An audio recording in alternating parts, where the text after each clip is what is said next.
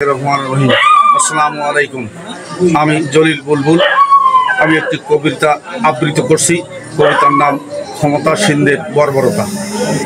আওয়ামী লীগের নৃশংসতা, হিংস্র অমানসিক বর্বরতা হার মানিল ৭১-এর ২৫ মার্চ। বাড়ি বাড়ি করেছে তল্লাশি, একই ভয়াল সর্বনাশী, একেই তো বলে অপারেশন সার্চ।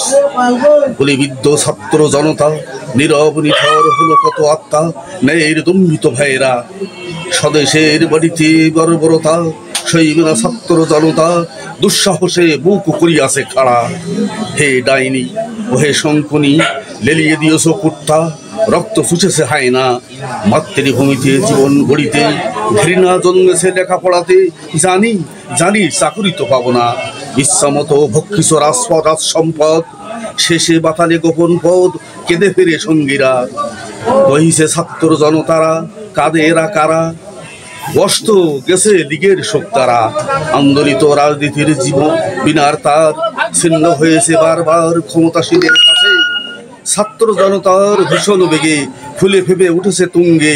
কার নাগিনী গর্তে ঢুকেছে, কার নাগিনী গর্তে ঢুকেছে। সমাপ্ত। গাইস, যদি আপনাদের কবিতাটা অবশ্যই ভালো লাগে, আমার একটা আব্দুল জলিলের অবশ্যই দেওয়া হবে। আবার নতুন করে একটা নতুন কবিতা নিয়ে আসবো।